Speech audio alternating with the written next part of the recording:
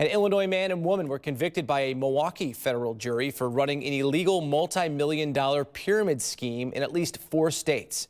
That's according to the U.S. Department of Justice here.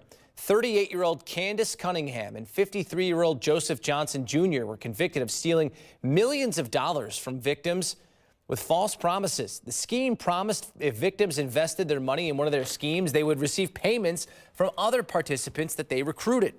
Cunningham and Johnson generated $5 million from this pyramid scheme.